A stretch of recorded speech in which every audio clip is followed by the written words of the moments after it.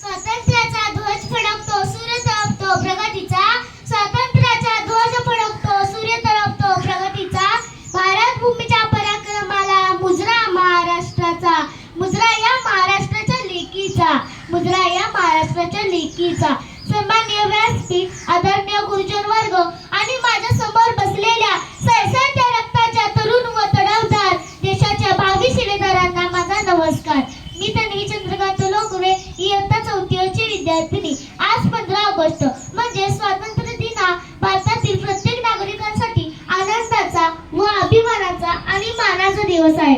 अशा या क्रांतिकारी शुभ दिनी सर्वप्रथम सर्वांना स्वातंत्र्य दिनाच्या खूप शुभेच्छा. आज आपण स्वातंत्र्य दिन साजरा करण्यासाठी जमलो आहोत. मित्रांनो, आजचा दिवस उजाडला तोच मुळे एका वेगळ्या ऊर्जेने, एका वेगळ्या अभिमानाने. 15 ऑगस्ट हा दिवस केवळ कॅलेंडरवरची तारीख नाही, तर तो आहे कोट्यावधी भारतीयांच्या हृदयात धगधगणारी एक ज्योत, म्हणजे स्वातंत्र्याची ज्योत. आज आपण जो तिरंगा अभिमानाने फडकवतो, त्या प्रत्येक रंगामध्ये एक कथा दडलेली आहे. भगवा रंग सांगतो त्यागाची, पांढरा रंग सांगतो सत्य आणि शांततेची, तर हिरवा रंग सांगतो समृद्धीची. आणि मध्यभागी असलेले अशोक चक्र आपल्याला सतत पुढे जाण्याची आणि प्रगतीची शिकवण देते. मित्रांनो, 15 ऑगस्ट 1947 रोजी आपला देश स्वतंत्र झाला. त्या अगोदर सुमारे 150 वर्षांपूर्वी इंग्रज भारतात आले होते. व्यापार करण्याच्या उद्देशाने इंग्रजांनी आपल्या देशात पाय ठेवला. नंतर कपटीपणाने संपूर्ण देश ताब्यात घेतला. अवघ्या देशभरात आपले साम्राज्य उभा केले. त्यानंतर आपण इंग्रजांच्या गुलामगिरीत 150 वर्षे भरडत राहिलो. या काळात इंग्रजांनी इतर जनतेवर अन्याय अत्याचार केले, पण त्या मातीत जन्मलेल्या असंख्य वीरांनी हार मानली नाही.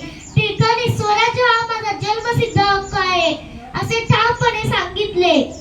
गांधीजींनी सत्य आणि अहिंसेच्या मार्गाने संपूर्ण जनतेला एकत्र आणलं, तर चंद्रशेखर आझाद, भगतसिंग यांसारख्या तरुणांनी क्रांतीची मशाल पेटवली.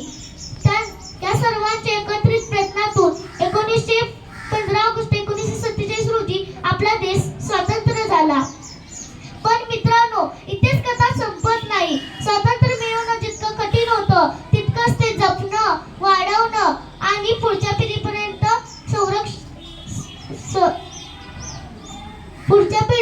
पोहोचवणं हेही तितकंच महत्त्वाचं आहे.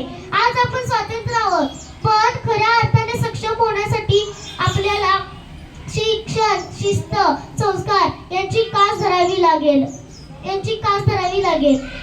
आज शाळेत वेळेवर येणं, परिसर स्वच्छ ठेवणं, वडीलधाऱ्यांच्या सवयीच आपल्याला उद्याचा सुजाण घडवतात.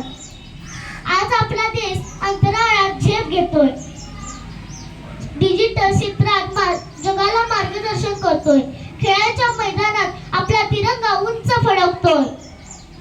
अशी प्रगतीची गाथा पुढे नेण्याची जबाबदारी आपल्यावर म्हणजे देशाच्या भावी पिढीवर आहे. चला मग तर या पवित्र दिनी आपण प्रतिज्ञा करूया. स्वातंत्र्याचा उपभोग आपण घेणार नाही, तर त्याचे खरे रक्षक आणि वाहक बनू. शेवटी एवढेच म्हणेन, ना जातीसाठी लढले, ना धर्मासाठी लढले, शूर भारतीय वीर फक्त देशासाठी लढले. जय हिंद, जय महाराष्ट्र. धन्यवाद.